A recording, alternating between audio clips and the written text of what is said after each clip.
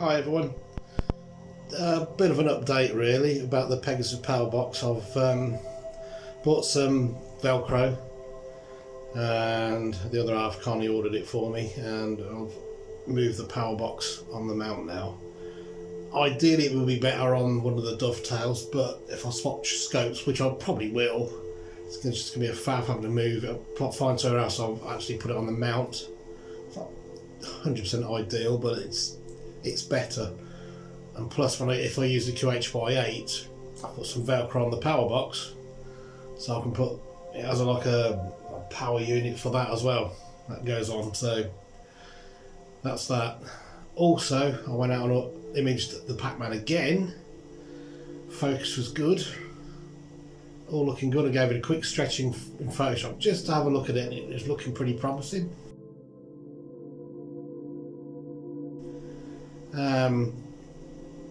So this weekend I went at it in Pixin site, and it wasn't great. I was getting this magenta cast all over it, and no matter what I'd done, it wouldn't go. It just would not go. It was like a ring of magenta around it.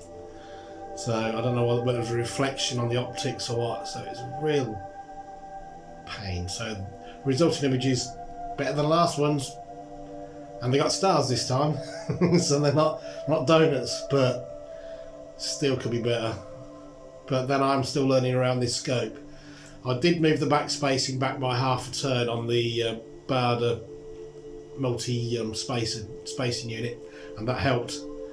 That's brought the elongated stars nice and round now. So thankfully, touch wood, it's not collimation. It's not tilt, so we're all good there. I thought I'd show you around the power box anyway what I've done. It's a bit neater now. It's looking kind of promising tonight, so I may get out to use it, or I might just do a test and try everything out to make sure it all connects and talks to each other. But it's still quite hazy up there, so I might not bother tonight, but we'll see. Probably try a different target because the Pacman's just not working for me. So might try with something different, but we'll see. Anyway, I'll show you the power box now, and then I'll show you the image at the end of the video. Well, this is the power box on the side of the mount, velcroed on.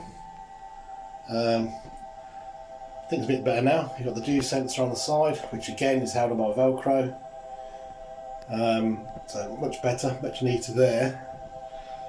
I may change this USB 3 cable that comes with the Pegasus power box, which is not very flexible. You know, I'd expect a more flexible cable really, but hey ho. And then you've got the cable out the back of that USB there goes to the guide camera, which goes around there.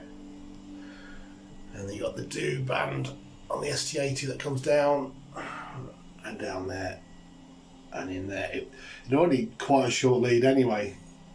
It was a dew band I bought from W&W dew band or whatever it's called, I think it was called. And when they started out, the dew bands are lovely, but the cables are really short. But now it's actually worked to my favour on this, so I'm not too bothered about it being short now. And then the other power cable, that's for the camera when it's on. It's obviously not on at the minute, that's why it's hanging there. And the same with the USB cable there, that again is for the camera. And then this goes on there, like that. Oh, make it a bit straighter. That's for the QHY8.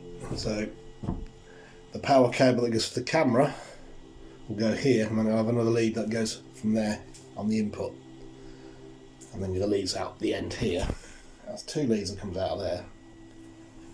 One goes to the camera part, and then there's another one that goes to the camera. And then you've got a USB that goes to the camera as well.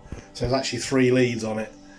So how I'm going to work that out on this thing, I don't know yet. But that's when I get round to using it. We'll see. Anyhow. It's getting there. It's still a bit rough in places, but it's a lot better than it was.